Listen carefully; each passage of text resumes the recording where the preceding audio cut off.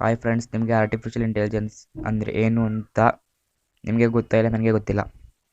ಆದರೆ ನೀವು ಅದನ್ನು ಡೈಲಿ ಉಪಯೋಗಿಸ್ತೀರಾ. ನೀವು ಈ ವಿಡಿಯೋ ನೋಡ್ತಿರೋದು ಸಹ ಆರ್ಟಿಫಿಷಿಯಲ್ ಇಂಟೆಲಿಜೆನ್ಸ್ ಸಹಾಯದಿಂದನೇ. ಹಾಗೆ ನೀವು ಪ್ರತಿದಿನ ವಾಟ್ಸಪ್, ಫೇಸ್ಬುಕ್, ಇನ್ಸ್ಟಾಗ್ರಾಮ್, ಯೂಟ್ಯೂಬ್ ಅಥವಾ ಯಾವುದೇ ಗೇಮ್ ಅಥವಾ ಯಾವುದೇ ಆ್ಯಪ್ ಅಥವಾ ಯಾವುದೇ ವೆಬ್ಸೈಟ್ ಸಹ ಯೂಸ್ ಮಾಡ್ತಿದ್ರು, ಅದು ಆರ್ಟಿಫಿಷಿಯಲ್ ಇಂಟೆಲಿಜೆನ್ಸ್ ಸಹಾಯದಿಂದನೇ. ಹಾಗೆ TV, smartphone, smart watch, computer ಹಾಗೆ ನಿಮ್ಮಲ್ಲಿರುವ ಇತ್ಯಾದಿ ವಸ್ತುಗಳು ಸಹ ಆರ್ಟಿಫಿಷಿಯಲ್ ಇಂಟೆಲಿಜೆನ್ಸಿಂದನೇ ವರ್ಕ್ ಆಗುತ್ತವೆ. ಹಾಗೆ ಈಗ ಇನ್ನು ಸ್ವಲ್ಪ ದಿನಗಳಲ್ಲಿ ಆರ್ಟಿಫಿಷಿಯಲ್ ಕಾರ್ಸ್ ಅಂದರೆ ವಿತೌಟ್ ಡ್ರೈವಿಂಗ್ ಕಾರ್ಸ್, ಡ್ರೈವರ್ ಇಲ್ಲದ ಕಾರುಗಳು ಸಹ ಬರ್ತಾ ಇದ್ದಾವೆ. ಇನ್ನು 20-30 ವರ್ಷಗಳಲ್ಲಿ ಇನ್ನು ಏನೇನು ಬರುತ್ತೋ ಗೊತ್ತಿಲ್ಲ. ಅದಕ್ಕೆ ಕಾಲನೇ ಉತ್ತರ ಕೊಡುತ್ತೆ. ಈ ರೀತಿ ಆರ್ಟಿಫಿಷಿಯಲ್ ಇಂಟೆಲಿಜೆನ್ಸ್ ಮನುಷ್ಯನ ಕೆಲಸವನ್ನು ತುಂಬಾ ಈಸಿ ಮಾಡುತ್ತೆ. ಹಾಗೆ ತುಂಬಾ ಫಾಸ್ಟ್ ವರ್ಕ್ ಆಗುತ್ತೆ. ಇನ್ಫಾರ್ಮೇಷನ್ ವಿಷಯದಲ್ಲಿ, ಜಗತ್ತಿನ ಬಗ್ಗೆ ತಿಳ್ಕೊಳ್ಳೋದ್ರಲ್ಲಿ, ಹಾಗೆ ಸೆಕ್ಯೂರಿಟಿ ವಿಷಯದಲ್ಲಿ ಸಹ ತುಂಬಾ ಹೆಲ್ಪ್ ಆಗುತ್ತೆ. ಹಾಗೆ ಅಡ್ವಾಂಟೇಜ್ ಇದ್ದ ಜಾಗದಲ್ಲಿ ಡಿಸ್ಅಡ್ವಾಂಟೇಜ್ ಸಹ ಇರುತ್ತೆ. ಆರ್ಟಿಫಿಷಿಯಲ್ ಇಂಟೆಲಿಜೆನ್ಸು ಮನುಷ್ಯನ ಜೀವನವನ್ನು ತುಂಬಾ ನಾಶ ಮಾಡ್ತಾ ಇದೆ. ಅಂದರೆ ಜಾಬ್ಸ್ ವಿಷಯದಲ್ಲಿ ತುಂಬಾ ಕಷ್ಟ ಆಗುತ್ತೆ. ಈಗಾಗಲೇ ಸಾಕಷ್ಟು ಜಾಗದಲ್ಲಿ ಜಾಬ್ಸ್ನ ರೋಬೋಟ್ಗಳೇ ಮಾಡ್ತಾ ಇದ್ದಾವೆ. ಬೇರೆ ದೇಶಗಳಲ್ಲಂತೂ ತುಂಬಾ ಜಾಸ್ತಿ ಇದೆ, ಆದರೆ ನಮ್ಮ ಇಂಡಿಯಾದಲ್ಲಿ ಸ್ವಲ್ಪ ಕಡಿಮೆ ಇದೆ. ಮುಂದಿನ ದಿನಗಳಲ್ಲಿ ಇಂಡಿಯಾದಲ್ಲಿ ಸಹ ರೋಬೋಟ್ಗಳೇ ಭಾಳ ಕೆಲಸ ಮಾಡುತ್ತೆ ಮನುಷ್ಯರಿಗಿಂತ. ಇದರಿಗಿಂತ ಅನ್ಎಂಪ್ಲಾಯ್ಸು ಜಾಸ್ತಿ ಆಗಿ ಎಕನಾಮಿಕ್ಲಿ ಭಾಳನೇ ನಷ್ಟ ಆಗುತ್ತೆ. ಹಾಗೆ ಇಡೀ ಪ್ರಪಂಚದಲ್ಲಿ ಬುದ್ಧಿವಂತ ಅಂದರೆ ಅದು ಮನುಷ್ಯ. ಈ ಒಂದು ಆರ್ಟಿಫಿಷಿಯಲ್ ಇಂಟೆಲಿಜೆನ್ಸ್ನ ಮನುಷ್ಯನೇ ಮಾಡಿದ್ದು. ಈ ವಿಷಯ ನಮಗೂ ನಿಮಗೂ ಗೊತ್ತಿದೆ. ಆದರೆ ಈ ಆರ್ಟಿಫಿಷಿಯಲ್ ಇಂಟೆಲಿಜೆನ್ಸು ಮನುಷ್ಯನಿಗಿಂತ 1% ಸಹ ಬುದ್ಧಿ ಜಾಸ್ತಿ ಇದ್ದರೂ ಅದು ಸ್ವಯಂ ಯೋಚನೆ ಮಾಡಿ ಮನುಷ್ಯನೇ ತನ್ನ ಶತ್ರು ಅಂತ ತಿಳ್ಕೊಂಬಿಟ್ರೆ ಅಲ್ಲಿಗೆ ಮನುಷ್ಯನ ಕಥೆ ಮುಗಿಯುತ್ತೆ ಬಿಡಿ.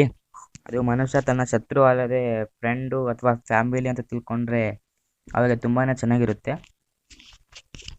ಅದು ಹಾಗೆ ಮಾಡಿದ್ರೆ ಮನುಷ್ಯನೇ ತನ್ನ ಶತ್ರು ಅಂತ ತಿಳ್ಕೊಂಡು ಮನುಷ್ಯ ವರ್ಸಸ್ ಆರ್ಟಿಫಿಷಿಯಲ್ ಇಂಟೆಲಿಜೆನ್ಸ್ ಅಂತ ಬಂದರೆ ಗೆಲ್ಲೋದು ಮಾತ್ರ ಆರ್ಟಿಫಿಷಿಯಲ್ ಇಂಟೆಲಿಜೆನ್ಸೇ. ಅದೇಗಂದರೆ ಆರ್ಟಿಫಿಷಿಯಲ್ ಇಂಟೆಲಿಜೆನ್ಸ್ಗೆ ಹೊಡ್ತ ಬಿದ್ದರೂ ಹೊಡ್ತ ಬೀಳಲ್ಲ. ಆಮೇಲೆ ಅದ್ರ ಹತ್ರ ಪವರ್ಸ್ ಇರ್ತವೆ. ಆಮೇಲೆ ಅದು ಲೈಫ್ ಟೈಮ್ ತುಂಬಾ ಮನುಷ್ಯನಿಗಿಂತ ಭಾಳ ಇರುತ್ತೆ. ಅಥವಾ ಅದು ಸಾಯ್ದೇನೂ ಸಹ ಇರಬಹುದು. ಅದು ಬೇಕಿದ್ರೆ ತನ್ನನ್ನು ತಾನೇ ಅಪ್ಡೇಟ್ ಸಹ ಮಾಡ್ಕೋಬೋದು. ಹಾಗೆ ತನ್ನಂಥವು ಎಷ್ಟು ಬೇಕಾದರೂ ಮಾಡ್ಬೋದು. ಅಂದರೆ ಆರ್ಟಿಫಿಷಿಯಲ್ ಇಂಟೆಲಿಜೆನ್ಸ್ನ ರೋಬೋಟ್ಸ್ನ ಮಾಡ್ಬೋದು. ಹಾಗೆ ಅದರ ಹತ್ರ ನಮ್ಮ ಫಿಂಗರ್ ಪ್ರಿಂಟು, ನಮ್ಮ ಬಯೋಡಾಟಾ, ನಮ್ಮ ಹೆಸರು, ನಮ್ಮದು ಎಲ್ಲ ನಾವು ಹೊಡೆದಾಗಿಂದ ಸಾಯೋ ಮಟ್ಟ ಏನೇನಿದ್ವಿ, ಎಲ್ಲೆಲ್ಲಿದ್ವಿ ಅದ್ರದ್ದೆಲ್ಲ ಇನ್ಫಾರ್ಮೇಷನ್ ಅದು ಕಲೆಕ್ಟ್ ಮಾಡಿರುತ್ತೆ. ಯಾಕೆಂದರೆ ನಿಮ್ಗೆ ಗೊತ್ತು ಇವಾಗ ಟೆಕ್ನಾಲಜಿ ಹೇಗಿದೆ ಅಂತ. ಟೆಕ್ನಾಲಜಿ ಅಂದ್ರೇ ಆರ್ಟಿಫಿಷಿಯಲ್ ಇಂಟೆಲಿಜೆನ್ಸು. ಹಾಗಾಗಿ ನಮ್ಮ ಬಯೋಡಾಟಾ ಎಲ್ಲ ಅದ್ರ ಹತ್ರ ಇರುತ್ತೆ. ಹೀಗಾಗಿ ಮನುಷ್ಯ ವರ್ಸಸ್ ಆರ್ಟಿಫಿಷಿಯಲ್ ಇಂಟೆಲಿಜೆನ್ಸ್ ಅಂತ ಬಿದ್ದರೆ ಆರ್ಟಿಫಿಷಿಯಲ್ ಇಂಟೆಲಿಜೆನ್ಸೇ ಗೆಲ್ಲೋದು. ನಿಮ್ಮ ಅನಿಸಿಕೆಯನ್ನು ಕಮೆಂಟ್ ಮಾಡಿ ತಿಳಿಸಿ.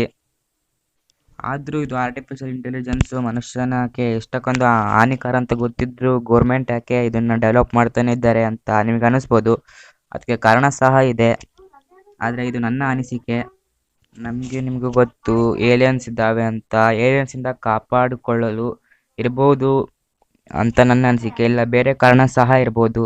ಯಾಕಂದರೆ ಏಲಿಯನ್ಸ್ ವರ್ಸಸ್ ಆರ್ಟಿಫಿಷಿಯಲ್ ಅಂತ ಬಿದ್ದರೆ ಅದರಲ್ಲಿ ಯಾರು ಗೆಲ್ತಾರಂತ ಗೊತ್ತಿಲ್ಲ. ಆದರೆ ಏಲಿಯನ್ಸ್ ವರ್ಸಸ್ ಮನುಷ್ಯ ಅಂತ ಬಿದ್ದರೆ ಏಲಿಯನ್ಸೇ ಗೆಲ್ಲೋದು. ಹೀಗಾಗಿ ಆರ್ಟಿಫಿಷಿಯಲಿಂದ ಸಹಾಯ ಆಗ್ಬೋದೇನಂತಾದರೂ ಆರ್ಟಿಫಿಷಿಯಲ್ನ ಮಾಡ್ತಾ ಇರ್ಬೋದು. ಆರ್ಟಿಫಿಷಿಯಲ್ ಇಂಟೆಲಿಜೆನ್ಸ್ ನಮಗೆ ಸಹಾಯ ಮಾಡೋದು ಬಿಟ್ಬಿಟ್ಟು ಏಲಿಯನ್ಸ್ಗೆ ಸಹಾಯ ಮಾಡಿಬಿಟ್ರೆ ಅವಾಗೆ ಮನುಷ್ಯ ಜಾತಿನ ಕಾಪಾಡೋಕ್ಕೆ ಯಾರಿಂದನೂ ಸಾಧ್ಯ ಇಲ್ಲ ಬಿಡಿ. ಹಾಗೆ ನಮಗೂ ಗೊತ್ತಿರೋ ಹಾಗೆ ನೇಚರು ಮನುಷ್ಯನ ಕ್ರಿಯೇಟ್ ಮಾಡ್ತು, ಆದರೆ ಮನುಷ್ಯ ನೇಚರ್ನೇ ನಾಶ ಮಾಡ್ತಿದ್ದಾನೆ. ಅದೇ ರೀತಿ ಮನುಷ್ಯ ಆರ್ಟಿಫಿಷಿಯಲ್ ಇಂಟೆಲಿಜೆನ್ಸ್ನ ಕ್ರಿಯೇಟ್ ಮಾಡ್ದ, ಆದರೆ ಮುಂದೊಂದು ದಿನ ಆರ್ಟಿಫಿಷಿಯಲ್ ಇಂಟೆಲಿಜೆನ್ಸ್ನೇ ಮನುಷ್ಯನ ನಾಶ ಮಾಡುತ್ತೆ.